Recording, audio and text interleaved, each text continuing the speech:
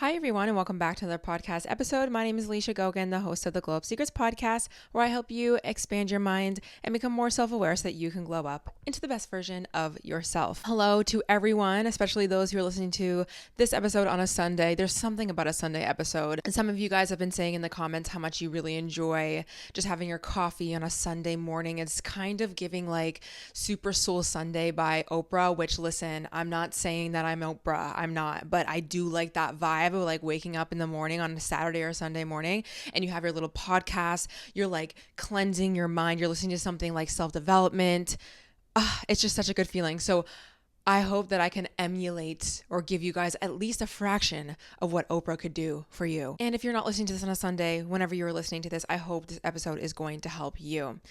So I want to talk about how to stop letting your fearful thoughts and your negative thoughts really run your life, and tips to exit survival mode, because that's really where that is stemming from. So we're going to start with a story, and this actually happened yesterday. You guys are getting some fresh wounds here, but I think it's really good, and I think most of you guys will relate. So, you know those midday naps that you take where you wake up and you feel worse than you did when you took the nap? It's like those depression naps. Like maybe you didn't take the nap because you were depressed, but for some reason now you feel way worse. So I had one of those yesterday. And when I wake up from those naps, it's hard to kind of get up and do the things that you need to do because you just feel like crap. And I was sitting there, I got on my phone, I was scrolling, and I had a few things to do. I needed to edit an entire YouTube video. There was just a few work things that I needed to do, but I wasn't really motivated to do it. Mind you, I haven't really been that motivated or like super high on life recently because the loss of my mom and just winter sometimes really empties the dopamine. Like we know, right? Like sometimes it's just life is not feeling like it's lifing. And so I already just didn't have that much motivation to get up and do the things that I needed to do. And I just kind of felt blah. And so as I was scrolling, I'm sitting in my head and I'm thinking about the things that I need to do. And I'm seeing how I'm now negotiating and entertaining a bunch of different thoughts, and I can feel myself going back and forth. It's almost like I had like one part of me on one side of my shoulder and the other part of me, and they're just like going back and forth, like playing tennis or something, you know? And I just sat there and I became very aware of what was going on in my mind, and there was two things happening. And on one side, and this is the loudest side, and this is the first thought process and story that came up, and I'm going to talk about this, about how fear usually speaks first. And this part of me was telling myself, okay, how about you go to the coffee shop and get a coffee, and then you can work at the coffee shop. Now, mind you, like, let's just step out of this whole situation. Going to a coffee shop and getting a coffee is not inherently a bad thing. Like, I drink coffee, I drink it in the morning. Also going to a coffee shop, like, you would think like, yeah, that's a great thing to do.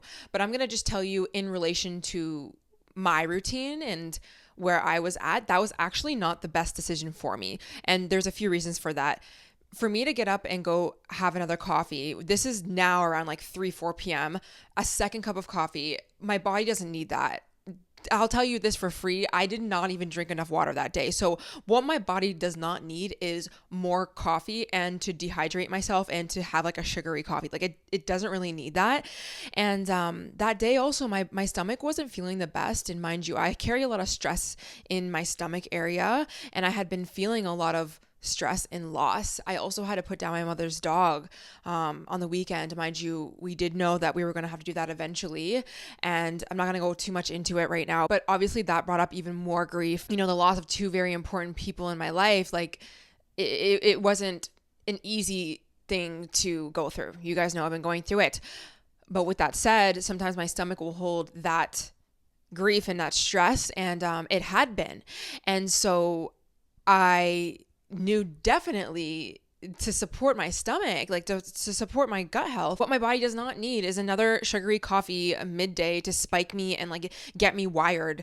And then because I'm smart and I know myself and I know my behaviors, I was just going to go to the coffee shop and I'm going to be wired off of that coffee and I'm going to be like motivated for a second and I'm going to do some of my work, but I'm not going to get it all done because, mind you, the thing that I needed to do was to edit, and I needed to basically be at home to edit. Like, it's just like way easier and way faster and more productive for me to edit at home versus other things that I can do at a coffee shop. So I just knew, like, the story I was telling myself, like, oh, I'm just going to get a coffee and go to the coffee shop and it's going to be good. And that's how I'm going to be able to get out of bed and be able to be motivated and productive.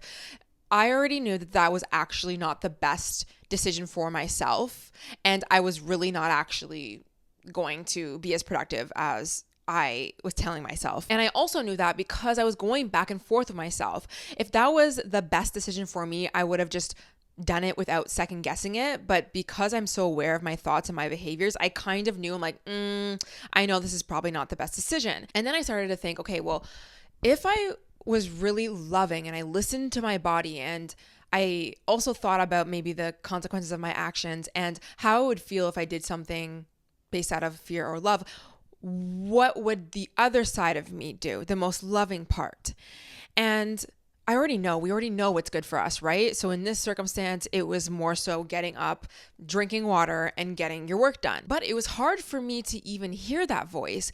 And it was hard for me to even act out of that place first. And it's because fear, and in the Course of Miracles, which I'm going to quickly read like a little bit of a description of that, but fear, aka your ego, aka the part of you that has just been operating out of survival mode, speaks loud and speaks first. And I have really been aware of that. So in this process of me observing my thoughts, going back and forth, I reminded myself in the moment, okay, this is a lesson right now. And what is happening right now is simply this. I'm feeling really uncomfortable because I woke up from a nap and I don't feel good. I feel depressed. I feel a little bit like low, whatever it is. I don't feel well. And I have moved through basically my entire life looking for problems to fix. And quite frankly, looking at anything like feeling sad or feeling alone or feeling depressed as a bad thing, and it shouldn't be happening, and it's a problem that really needs to be fixed now, because I have not been that comfortable with being with my emotions and not being so afraid of lower emotions and even the unknown. And quite frankly, like, we're trained in life to always reject bad feelings, right? We're running away from things. We're just always trying to fix problems. We're always trying to fix things. We need things to be perfect. We need things to be happy all the time. We need things to feel like positive and productive and motivating. And if it's not, then it's a bad thing and it's a wrong. And how do we fix it? How do we fix it? We have wounds. How do we fix it? How do we heal? And what we typically do is we try, and we have learned to fix our problems through fear-based actions. And what I mean by fear-based actions are typically those that are quick, those that are fast, those that are also things that we've learned in our childhoods, right? So for me, in that moment, the quickest thing to make me feel like I was going to be able to take on life, you know, and not feel so depressed, would be drinking coffee, because coffee for me gives me a dopamine kick, and getting out of my environment just kind of allows me, or it makes me think that I am going to be okay, and it's going to just motivate me. And it's not to say that working at a coffee shop or drinking coffee is necessarily the wrong thing. But again, in this circumstance, I did know it wasn't the best thing for me. Now, we do other things, right? Like we go to food instantly, or we text the ex. I talk about this a lot in my book. If you're really struggling with this, I highly suggest getting my book, which I'll link down below. It's called The Ultimate Glow Up Guide. And, Chapter 5, Reparenting Yourself, I talk about understanding your self-sabotage. And I even have a bunch of journal prompts where you can write in my book when it comes to observing your behaviors. Like, even one of the prompts says, what behavior are you currently enacting that you don't want to be? And then I ask you, like, what was the thought or the feeling before you wanted to do the action, and really diving deep into where that might be coming from, right? So it's like, before I wanted to do the action or the behavior of eating the sweet treat or going for that dopamine kick, what was I trying to escape, right? And what I was really trying to escape is that feeling of depression, is the feeling of sadness, is the story that I'm telling myself that I can't do it. I can't get out of bed, and I can't do my work, and I can't be motivated, and I can't do all of these things because I feel this way. I just can't do it. But the truth is this: those stories and those habits, they are based out of fear. They are based out of survival, which is okay, right? You're always trying to survive. You're trying to protect yourself from hard emotion. But we know those habits and those stories, they do not serve us in the long run. Those negative thoughts, those stories about how you can't do it, or eating that food, or skipping out on the things that would really fill you up, they don't tend to lead you down a good road. So I sat there and I really did play those fearful thoughts and those behaviors out. Where would that lead me? And for me, the coffee, it wouldn't help my stomach. The coffee would eventually wire me and then crash me out. Me going to the coffee shop, I already know that my attention span would have been like all over the place, and then would have wanted to come back home, and I would have wasted time, and I would have just not been in a flow. It just wouldn't have served me. And then I asked myself, okay, well, what would somebody who loves themselves do? What would somebody who's acting out of love and not fear do? Now, you might think, and the initial thought again was coming almost still from fear, which was something that was a little bit harsh, which was just get up, Alicia, and just drink your water and do your work. Okay, well, that doesn't necessarily feel the most comfortable for me. And that's typically why we go back to the fearful action, because it's like, well, the coffee feels better than waking up and just doing all the things that I don't want to do. So how do I ease into something, right? And this is the thing, when I'm asking you the question, or I'm asking myself the question, what would somebody who loves themselves do? I need you to understand that love is not necessarily what you might think it to be or how it looks, okay? And I'm going to honor my mom here and say that I was blessed enough to be raised with a type of love that was unconditional. And this is what I mean when we're talking about, like, what would somebody do who loves themselves? Loving yourself is being gentle and soft, and giving yourself grace, and accepting yourself, and allowing yourself to mess up, and allowing yourself not to be perfect, and stumbling uphill.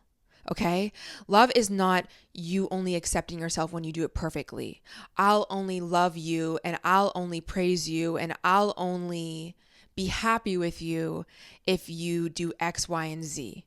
That typically comes from our parents or our caregivers or how we've been brought up. Society does a great job at, reminding us of, we'll only get rewarded if we're X amount of successful, things like that. But what I have learned through the gift of God, which is my mother, is that real love is unconditional. And so what does that really mean?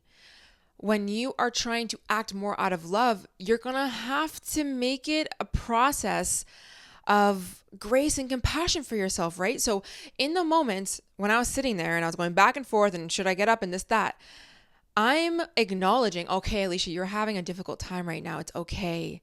You are fighting fear. You are fearful right now. That's okay. It's okay. Can I give you love? Can I give you grace? Can I give you compassion? Can I give you some acknowledgement for the fact that you are struggling right now?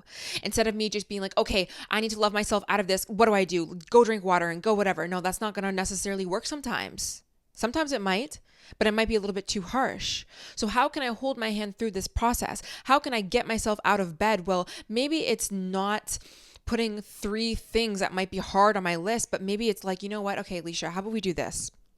How about we just try to get out of bed right now? Let's go to the washroom, and then we can decide if we still want to go to the coffee shop or if we still want to go and do this.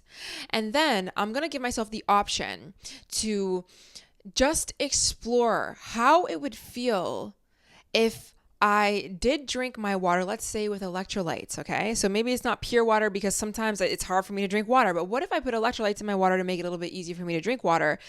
How would I feel if I did that versus how would I feel if I wired myself on coffee? Well, you know what? I actually do like my electrolytes, and I know my stomach would feel so much better if I did that. And I would feel really good about myself if I ended up drinking a lot of water right now, because I know that that's what I need. And so I did those baby steps. That's what you do when you love yourself through a process. Okay. And of course, that's exactly what I did.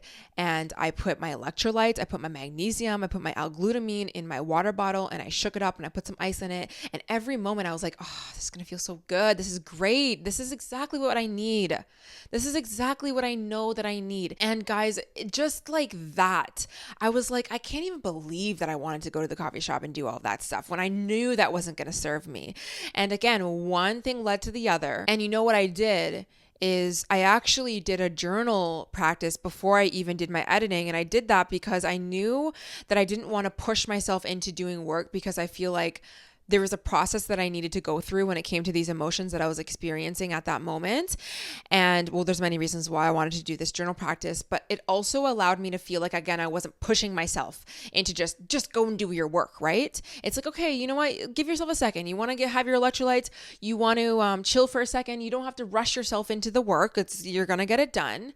Let's do something that might feel good to you. And journaling always feels good to me. So that's why I decided to do that. But I also started to realize in that moment, I'm like, listen, okay, my fearful thoughts are coming online like heavy right now. Like they're dominating me. And when you have negative, fearful thoughts, it's gonna be important that you have these practices of journaling, of writing out your thoughts, of processing your emotions, of being there for yourself. Because if not, yes, it's gonna build up. If you don't stop and observe and journal it out or speak it out or become aware of what's happening in your mind, it's no wonder you're constantly in fight or flight. It's no wonder you're constantly looking at every single negative thing over and over and over to the point where sometimes you can't even realize it until almost it becomes just too much. And then you're wondering why you're acting out of all of these quote unquote self-sabotaging behaviors.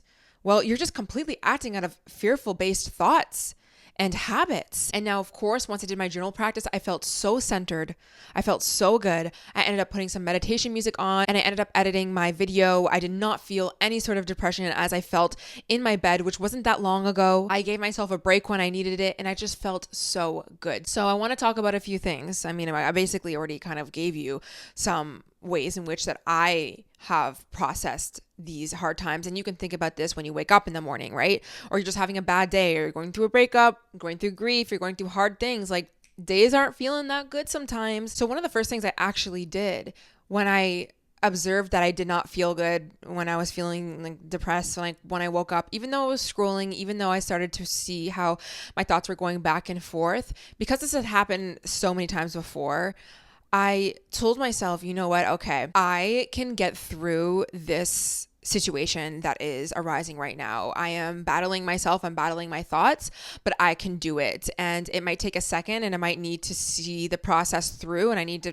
come up with an action plan in a way, like the way that I basically did. But the initial story before even deciding whether I was going to operate out of fear or love was that I can do this. And I think it's really important that you have these stories because the stories you tell yourself will dictate whether you're even going to try and do X, Y, and Z.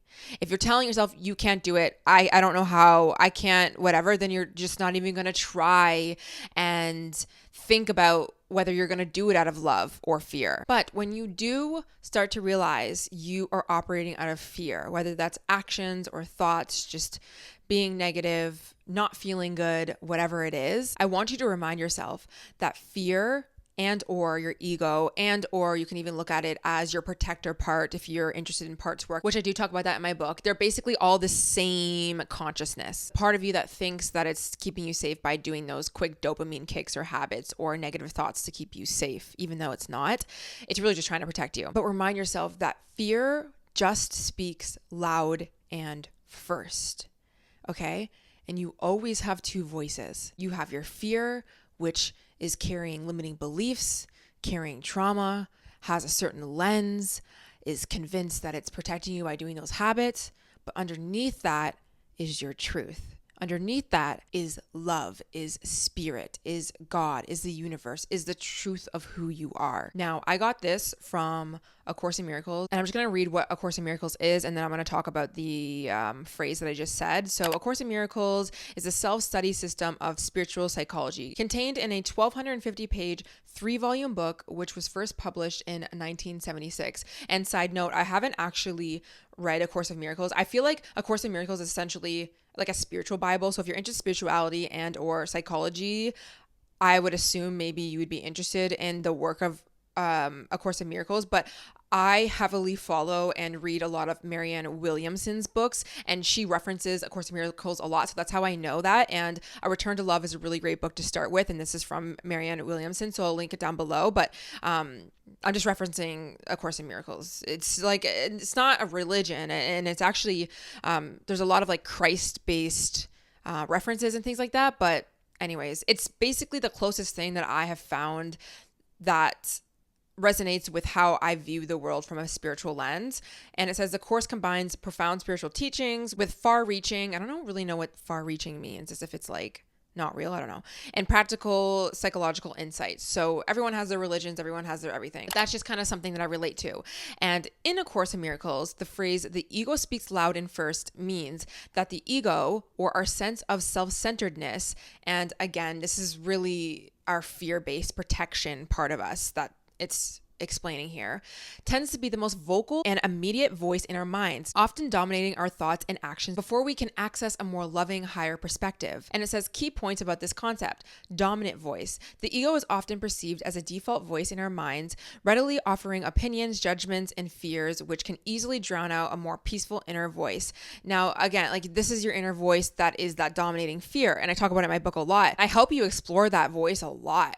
That shadow self, in a sense, of where that voice came from. And for me, I adopted a very dominant voice from my father. There's obviously things that I've learned in society that has created these thoughts, these opinions, these judgments, all of these things. So it's really about seeing how a lot of how you operate is not actually you. And I really invite you to listen to last week's episode if you have not yet, because I talk more about the lies that you've been told and how you've been operating out of these lies. And now I want to bring it back to why I journaled. I journaled because I knew that voice was really dominant in my head, and I had to recenter myself, and I had to remind myself of who I am outside of these habits that do not serve me, out of these stories, these negative stories about how I can't do it. I can't do my work today. I don't have the motivation. I'm going to be depressed forever. I can't do it. I don't see how I can get out of it, this, that, and the third. You know, you have a lot of strength and you can, but sometimes when you don't have that inner motivation, it's because that voice is just clouding what your inner strength and your spirit can do. Your spirit and the love which is within you, it can do these things, but it's about that perspective shift. And sometimes you really need to sit down and change that perspective. You can't just automatically do it. You need to sit down and write out, what would my higher self say? What would the most loving thing be for myself right now? If I acted out of love versus fear, what would that look like? What can I say to myself to remind myself that I can do it even when things are hard? And this is what I'll say about things being hard, because there are things that are hard, right? Your work might be hard. Life might be difficult. You might feel depressed. I am grieving right now in my life. Things are not the best.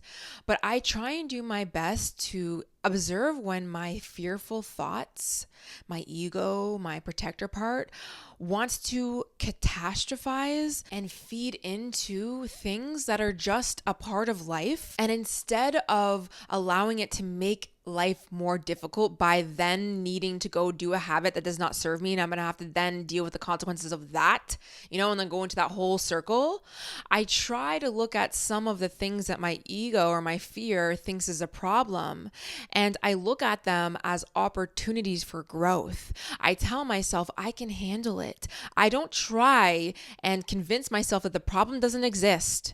Okay. I don't try and sit there and be like, oh, okay, my mom didn't just pass away and things are not hard. I acknowledge it. I give myself love, right? This is coming back to acting out of love, acting out of unconditional love. It's okay that things are bad right now. Things do not feel good right now, but I'm not going to let my ego, my fear, look at it as a problem that needs to be fixed. Because when you look at things like a problem, you do things and you act out of that fear and you fix from a place that does not lead you.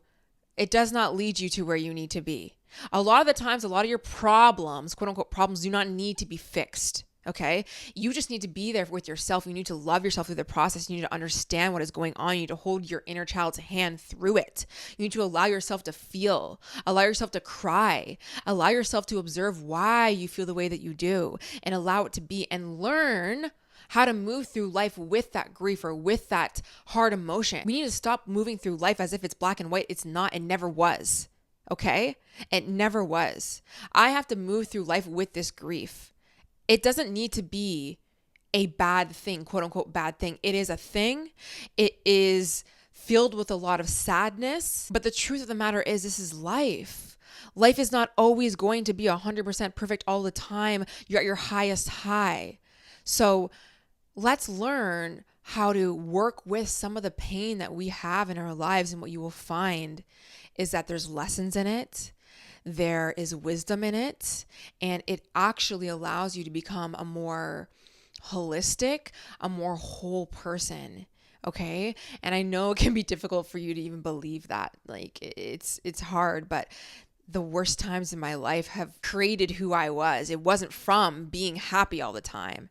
And I'm not saying you have to always have the worst things happen to you to, become your whole authentic self. But realistically, most of the times those rock bottoms are the things that really help you expand and become a full version of you. And this can even come back to, the feeling that you have when it's Sunday, you have those Sunday scaries and work is tomorrow and this, that. I even experienced that. And sometimes I can get into those stories and this, that. But sometimes what I like to do is kind of like neutralize the quote unquote problem that I think that I am having. It's really not a problem. And again, it's not about gaslighting yourself and to say that you don't have the feelings of Sunday's scaries or that, maybe there's things that you have to kind of deal with that you don't want to be dealing with. But I like to kind of look at it as, what?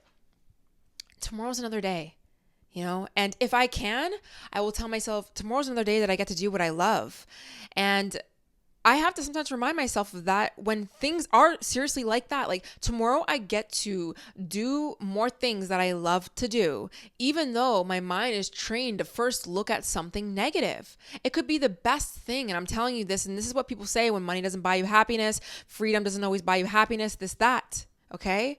Sometimes I get to the point, like I'm basically living my dream life. You could look at everything and be like, it's 10 times better than it was 3 years ago or 5 years ago or 8 years ago. Okay. But I will still have that first fearful thought sometimes because it's so ingrained in me. And I have to remind myself, like I'm dreading tomorrow. And I'm sitting here like, what am I dreading? Tomorrow is just another day of getting to do what I love to do. But I have to remind myself of that. I have to neutralize that problem. I have to look at it as an opportunity. I have to look at it as something that is actually great, but you have to remind yourself of that. Now, piggybacking off of that, and I think that we really get into these spirals. Like I said, like I can get into these spirals of everything is like all of a sudden negative and negative and negative. And it's like, girl, there is so much to be grateful for. There really is. There's so much safety around. You kind of have to remind yourself of that.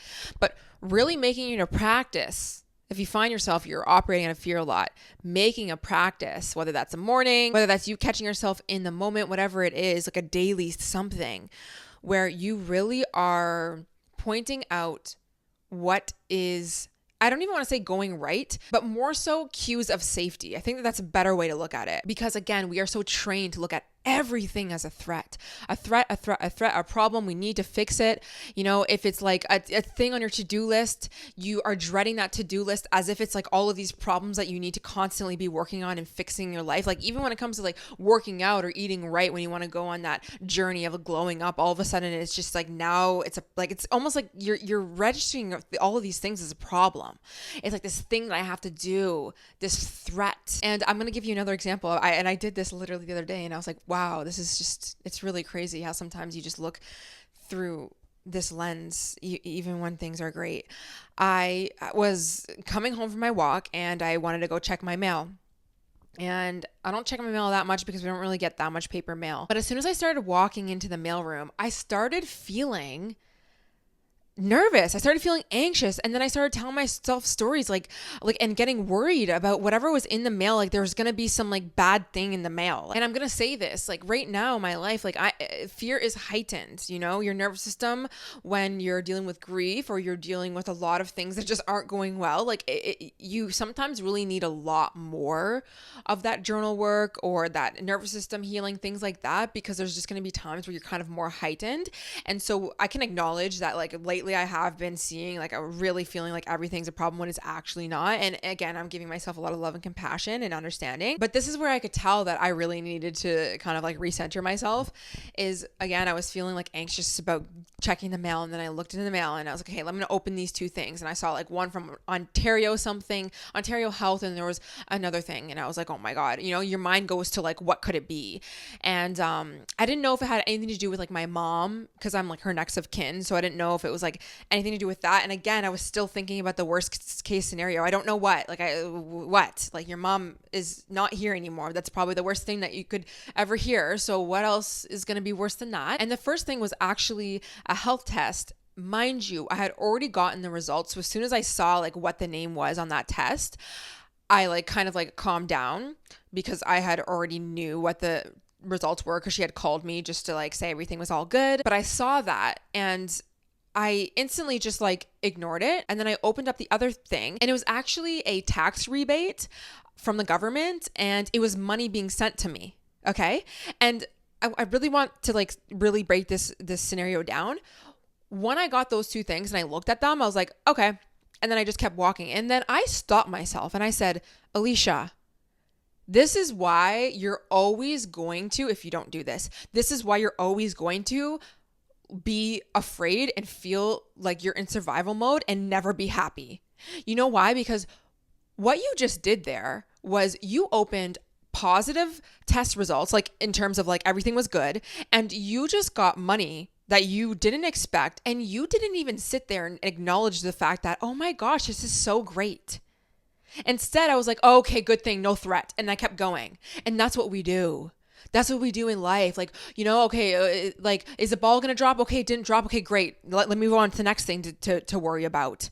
Okay, wait. Because that was two very big things that not only you should be happy and excited about for many reasons, but those are cues of safety, but we don't even stop and see them. And so I sat there and I was like, oh my gosh, can you just be happy with the fact that you are healthy? Those test results, it was a pap smear test that I had to do because I hadn't done it in years. And for women, you need to do that to check to make sure like your cervical is fine and that there's no cancer, like cancer cells and things like that. I sat there and I was like, that's really good. Like that's a really good thing to be happy about. Not only should you just like acknowledge the fact that that's a thing, but you should celebrate the fact that you are healthy as a woman. Like that's really good. Like you should really sit there and think about that for a second, Alicia. Like, what are you doing? And then the $200 thing, I just sat there and I was like, when have you gotten the money from the government like that? That is so good. And mind you, when it comes to like a manifestation thing, hello, there's things that I'm calling in all the time that can go towards something amazing. You know, that's so good that you have $200 extra now. There's been a lot of things that I've had to pay for, even when it came to like my mom's situation, things like that. Like, that's great. Thank you.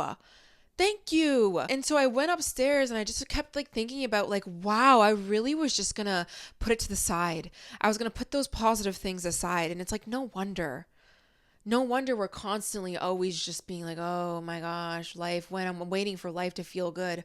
Babe, there's things in front of your face right now that you can acknowledge. And it's understandable why you don't. Let's give ourselves compassion about why we don't.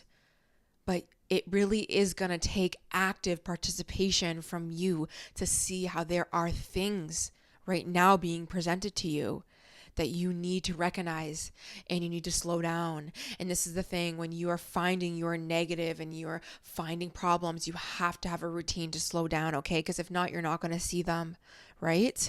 If I was listening to music and I was bombarding myself with constant information, I might not have even slowed down to do that when I was getting my mail, right? And this is what I mean by regulating your nervous system. You're going to have to give yourself some time to be able to even have the opportunity to see safety in your life. That means waking up sometimes in the morning and not first thing listening to a podcast or first thing listening to music if it's maybe music that has lyrics in it that's kind of jumbling your mind. It's waking up in the morning and being with your thoughts and having a journal practice before going on your phone and bombarding yourself on social media. Sometimes it is going to look like going on a walk where you're not listening to anything and you're just listening to nature. Sometimes it is going to the gym before you go and you do a million things on your to-do list for your work. This is not going to be every single day. You're never going to be perfect, but it is allowing yourself to breathe.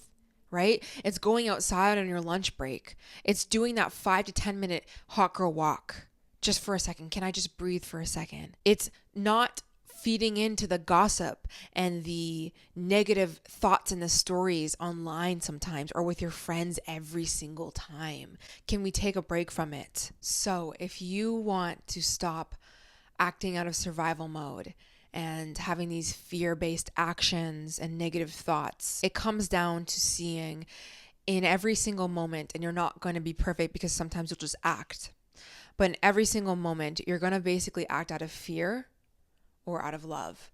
And I want you to at least give yourself the gift of exploring what that alternative action or thought or story would be if you were to act or think out of love. What would that look like? And remember, it's not conditional love. It's unconditional. It's baby steps. It's giving yourself grace and compassion. It's doing things slowly. It's not berating yourself for not doing things 100% when you are trying to act out of love. You will push yourself right back to fear-based actions if you do that. And again, I talk about it a lot in my book. And if you haven't observed a lot of these things, again, I would really recommend my book, but it really is about observing and seeing how you are playing out stories that are heavily based in the past. And it's also about having a favorable story for you. Are you someone who looks at life like there's lots of opportunity and there's growth and you can do it even if you don't know how? Or are you somebody who looks at life as, nope, there's just no way, it can't happen, the world is against me, everyone's against me? Well, if that is the case, then it's going to be really hard for you to be able to even get out of this fear-based response. Right? So it's not about telling yourself that the world is peaches and roses, but it is telling yourself a favorable story to allow yourself to be able to act, right? You know what? I don't know the answer, but I will be able to figure it out. The clouds are gray right now, but I know that the sun's going to come out. I have a lot of work to do on myself. I have a lot of fearful thoughts based off of the past, these limiting beliefs, but I can work through them. I know the truth of me is not that. And I do find being spiritual or connecting to God, having some sort of faith outside of yourself really does help you with that. So that might be another option, but also really giving yourself a moment to slow down and see that there is love around you, that there is things to be grateful for, that there is safety. And the more times you do that, you're regulating your nervous system. You're reminding your nervous system to stay in rest or digest. And when you're in that state, you can see clearly, you can see more opportunities. You can see the ways in which you're going to grow from these things and understand exiting survival mode and moving from fearful thoughts and things like that. It takes time. This is not to deter you, but it is simply to give yourself grace through the process. And if you feel like you are failing, you feel like you're not doing it right, and you realize that you are operating out of fear, it's okay. Tap into the unconditional loving part of you. It's okay. You won't do it perfectly, and that's fine. You keep going. And the more times you keep going, and the more times you seek that safety, and the more times you bring your nervous system back to rest and digest, you will become resilient. When things happen in your life, you will be stronger through it. I promise you, you will. This is what's happened for me. It happens with a lot of people on a healing journey. That's just kind of what happens in life. You get older, you get wiser, you start to realize, oh, I know the name of the game of this. The same way when somebody comes into your life who might not be good for you when it comes to love, and you've done it so many times, and you see the people who are there for you and good for you and healthy for you, and the ones that aren't, you're better at discerning. I'm not going to let this guy or this person come into my life right now. I already know where we're going to go if we go down this road. Right? No, we're not doing that. And that's taken practice, right? You've been through it enough times. So give yourself grace. Anyways, I hope you guys enjoyed. If you did, please subscribe to the YouTube channel if you are not already and you're watching on YouTube. If you're listening on audio, just know I do have the YouTube channel where you can see me and you can watch if you are more like auditory and visual, like learning type of girl, a podcast type of girl or guy or whoever. There's so many people who are listening to this episode or these podcast episodes, but I typically just say girl because I'm a girly. And if you're listening on audio, Spotify, or even Apple, make sure that you are following so that you always get the episode posted on your newest episodes. And on Spotify, I will usually have a question or how did you like this episode where you can leave me your feedback. You can give me like ideas of what you want to hear next, all of that good stuff. Sometimes I'll do polls and things like that. You can also follow me on Instagram, Alicia Gogan. That is my personal one. Well, I mean, I say personal, but like I post a bunch of stuff for myself and you guys and my stories, but also I have the podcast Instagram, which I haven't been that active on, but I do have some ideas for the springtime of what I'm going to be posting on there. So make sure to follow. All the links to everything will be down below in the description or the show notes. I hope you guys have a fantastic day and I'll see you in the next one. Bye.